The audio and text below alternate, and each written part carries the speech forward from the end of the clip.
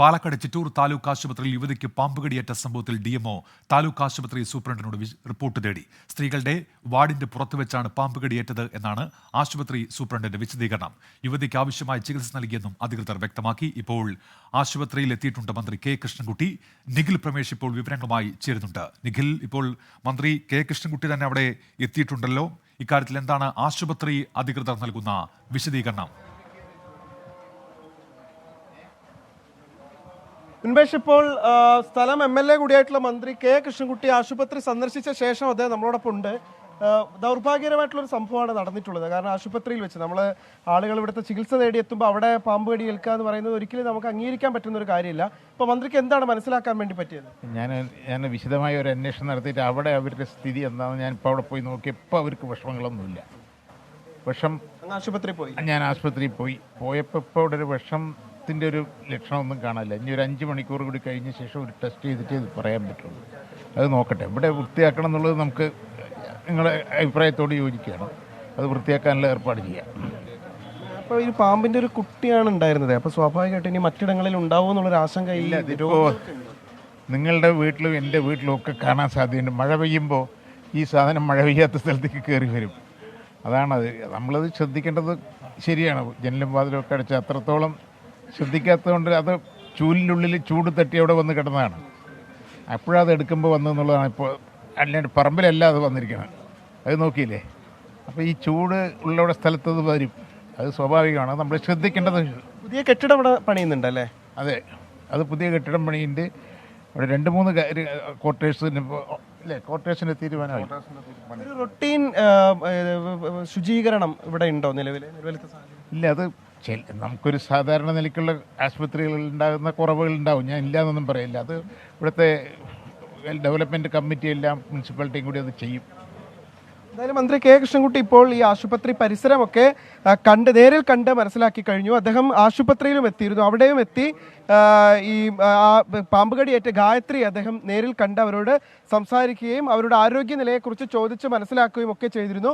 ഇപ്പോൾ ഈ ആശുപത്രി പരിസരം കണ്ടപ്പോഴും പൂർണ്ണമായി പ്രശ്നങ്ങളില്ലാന്ന് ഞാൻ പറയുന്നില്ല. പക്ഷേ ചില പ്രശ്നങ്ങളുണ്ട്. പക്ഷേ അത് പരിഹരിക്കുമെന്നാണ് പറയുന്നത്. ഇപ്പോൾ ഇവിടുത്തെ നഗരസഭാ ചെയർപേഴ്സൺ കൂടി നമ്മളോടൊപ്പം ചേരുന്നുണ്ട്. നഗരസഭയ്ക്ക് സ്വാഭാവികമായിട്ടും വലിയ ഉത്തരവാദിത്തമാണ് ഇക്കാര്യത്തിലുള്ളത്.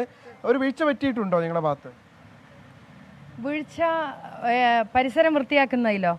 ഇല്ല, വീഴ്ച പറ്റിയിട്ടില്ല. കഴിഞ്ഞ 2 ആഴ്ചയുടെ മുമ്പ് തന്നെയാണ് ഇവിടെ പരിസരം വൃത്തിയാക്കിയിട്ടുള്ളത്. മഴക്കാലപൂർവ്വ ശുചീകരണം നടന്നിട്ടുണ്ട് എന്നുള്ളതിൻ്റെ തെളിവ് നമുക്കിനിപ്പോൾ എന്താ പറയുക, അതിപ്പോൾ അവിടെ നമ്മുടെ റെക്കോർഡിൽ ഉണ്ടാവുമല്ലോ, ഇന്ന ദിവസം അവിടെയാണ് വൃത്തിയാക്കിയിട്ടുള്ളത് എന്നുള്ളത്. അത് അവിടുത്തെ റെക്കോർഡിൽ നിങ്ങൾക്ക് കാണാൻ സാധിക്കും.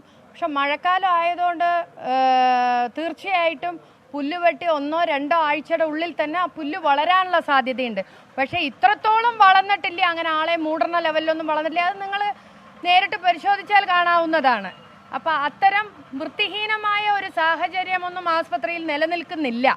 പക്ഷേ അത് മഴയുടെ ഒരു കാരണം വലിയൊരു പ്രശ്നം തന്നെയാണ്. 3 ദിവസമായി തുടർച്ചയായിട്ടുള്ള മഴയാണ്. ആ മഴയിൽ ചിലപ്പോൾ ഒലിച്ചു വന്നതാവാം പാമ്പ്. അല്ലെങ്കിൽ ഈ ചുറ്റുവട്ടം പരിസരം നിരീക്ഷിക്കുകയും നാളെ തന്നെ നഗരസഭയിൽ നിന്നുള്ള ശുചീകരണ തൊഴിലാളികൾ വന്ന് ഒന്നും കൂടെ ഈ പരിസരം നോക്കുകയും മാറ്റേണ്ട കാര്യങ്ങളെല്ലാം, അവിടെ കല്ലോ അങ്ങനെയുള്ള കാര്യങ്ങളോ വല്ലതും ഉണ്ടെങ്കിൽ, പാമ്പ് കടക്കാനുള്ള സാഹചര്യം ഉണ്ടെങ്കിൽ അതെല്ലാം നീക്കാനുള്ള നടപടി സ്വീകരിക്കും. ഇപ്പോൾ അവിടെ ഡിവൈഎഫ്ഐ പ്രവർത്തകർ എത്തി അവർ ഈ സ്ഥലം ശുചീകരിക്കുന്നുണ്ട്. ഈ സംഭവം നടന്ന ഉടനെ തന്നെ അവരെത്തിച്ചേർന്നു എന്നുള്ളതൊരു അഭിനന്ദനീയമായിട്ടുള്ള ഒരു കാര്യമാണ്. DMO ഈ വിഷയത്തിൽ റിപ്പോർട്ട് ആവശ്യപ്പെട്ടിട്ടുണ്ട്. ആശുപത്രി സൂപ്രണ്ടിനോട് ഈ വിഷയത്തിൽ ഒരു റിപ്പോർട്ട് ഇതിനോടകം തന്നെ DMO ആവശ്യപ്പെട്ടിട്ടുണ്ട്. എന്തായാലും മന്ത്രി കെ കൃഷ്ണൻകുട്ടിയുടെ മണ്ഡലത്തിലാണ് ഈ സംഭവം നടക്കുന്നത്. അദ്ദേഹം വളരെ വേഗത്തിൽ തന്നെ ഇവിടേക്ക് എത്തിച്ചേർന്ന് വിശദാംശങ്ങൾ ചോദിച്ചറിയുകയും അതിൻ്റെ കാര്യങ്ങൾ ഏകോപിപ്പിക്കുകയും ചെയ്തു എന്നുള്ളത് ശ്രദ്ധേയമായിട്ടുള്ള ഒരു കാര്യമുണ്ട്. ഇതാണ് സ്ത്രീകളുടെ വാർഡ്. ഈ സ്ത്രീകളുടെ വാർഡിൽ വെച്ചാണ് ഈ സംഭവം നടക്കുന്നത്. ഇപ്പോൾ ഡിവൈഎഫ്ഐ പ്രവർത്തകർ ഇവിടെ ശുചീകരിക്കുന്നുണ്ട്. നമുക്ക് അതിൻ്റെ ദൃശ്യങ്ങളിലേക്ക് കൂടി പോകാം. ഈ ആശുപത്രി പരിസരത്ത് അല്പം അങ്ങനെ ഇപ്പോൾ മന്ത്രി സൂചിപ്പിച്ചതുപോലെ തന്നെ വലിയ രീതിയിൽ ഉണ്ടായിരുന്നില്ല പുല്ലൊന്നും തന്നെ. എന്തായാലും അത് ശുചീകരിക്കുന്ന നടപടികളാണ് ഇവിടെ പുരോഗമിച്ചുകൊണ്ടിരിക്കുന്നത്. ഇത്തരമൊരു വിഷയം ഉണ്ടായപ്പോൾ നഗരസഭ നാളെ തന്നെ അത് നവീകരിക്കും, ഈ പരിസരം ആകെ നവീകരിക്കുമെന്ന് അറിയിച്ചിരുന്നു. പക്ഷേ ഡിവൈഎഫ്ഐ ഇങ്ങനെ ഒരു വിഷയം ഉണ്ടാകുമ്പോൾ അതിന് തൊട്ടു പിന്നാലെ തന്നെ ദൗത്യം ഏറ്റെടുത്ത് രംഗത്തെത്തുകയായിരുന്നു. നിങ്ങൾക്ക് മനസ്സിലാക്കാൻ പറ്റിയത് ഇവിടെ ഈ പറയുന്നത് പോലെയുള്ള മാലിന്യങ്ങൾ അല്ലെങ്കിൽ ശുചീകരിക്കാത്ത സാഹചര്യം ഉണ്ടായിരുന്നോ?